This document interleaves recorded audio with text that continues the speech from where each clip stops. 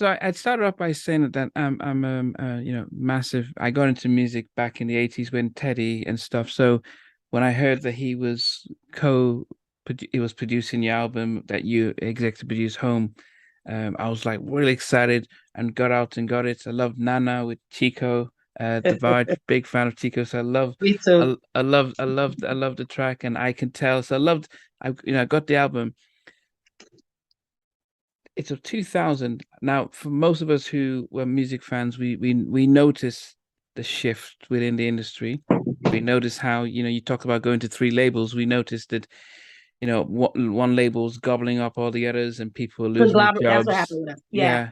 We also Uh-huh. noticed that you started off having an R&B artist and a hip hop artist being a guest, and then by the time we get to 2000, it's like the R&B artists are now singing the hooks for the rappers, and by the Right. Right. 2010s, Right. the R&B the hit rappers are singing this hooks and rapping at the same time. But Exactly. Right. it's Right. yeah. But Perfectly true.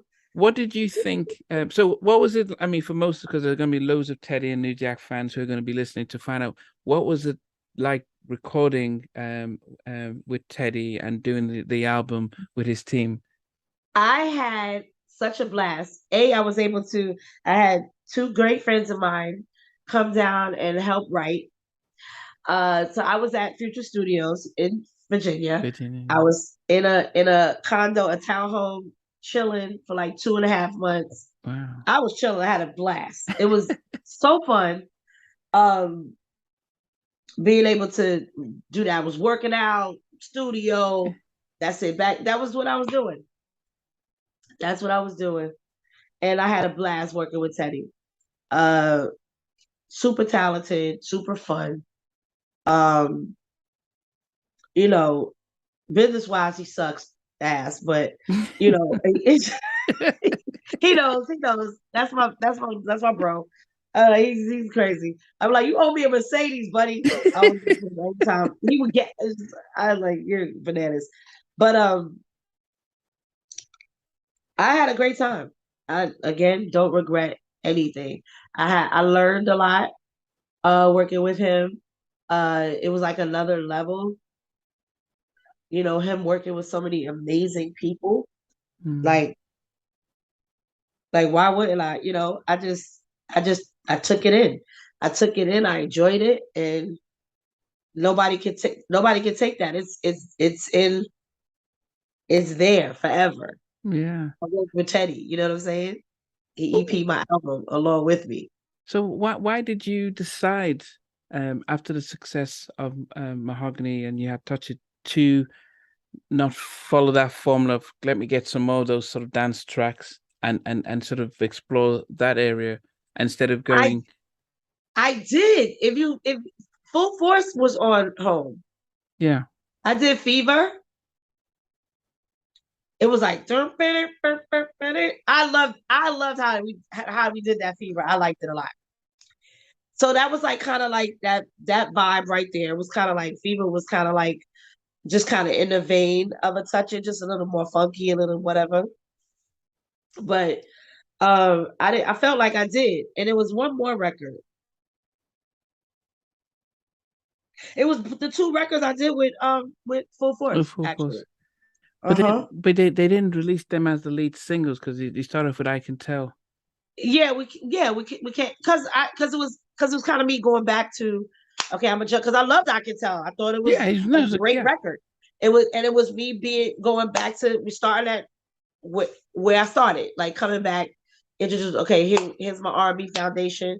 This record is a good reintroduction because I did kind of go to the other side yeah, with Touch It, and then they didn't do any more singles over that because that the sing Touch It carried that album, so I was like okay, and they were already as far as business is concerned, they were already like kind of just fulfilling the contract, so to speak. yeah.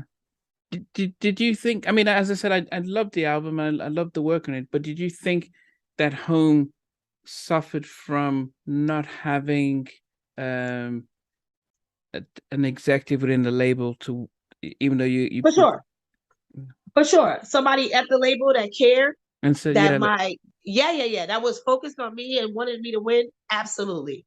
And I'm not saying that the people that work, but they weren't invested that way, like Hev was, or nobody was ever invested. It was always me.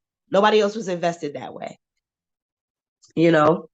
I mean, what was the main difference between being directly at Universal compared to when you were at Uptown? Because when I spoke to Mike and Slim, and they said when they were at Bad Boy, there was a lot of care in making sure the product was good.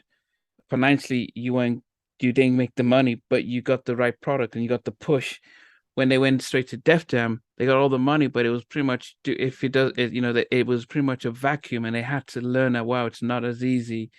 Um, Having that sort of you without it's harder to succeed when you're in a massive label without any sort of Yeah, it's like yeah, it just doesn't work.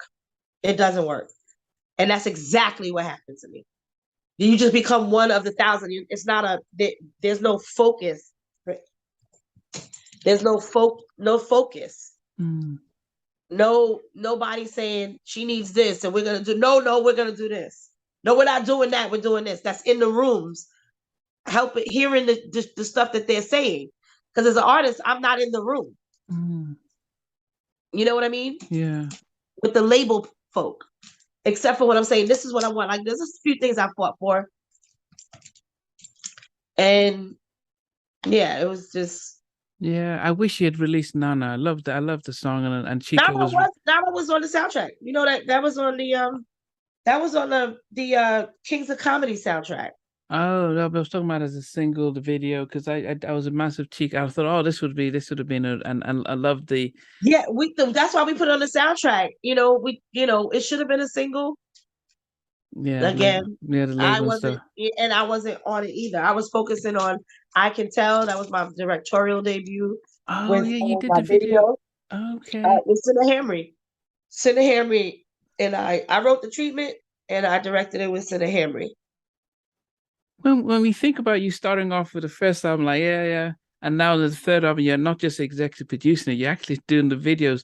That shows that you were really trying to expand creativity in lots of areas and stuff.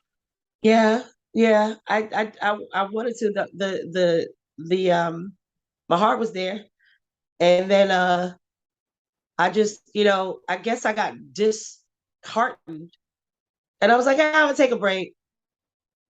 And I got dropped. They sent me all my stuff in a bag. I mean in a bag. In a box. They sent it to my house. Like everything I had done, like talk shows, daytime, anything, like tapes and stuff. It Yeah. was so unceremonious. Wow. And I was like, wow, like no call to my lawyer, no call to me.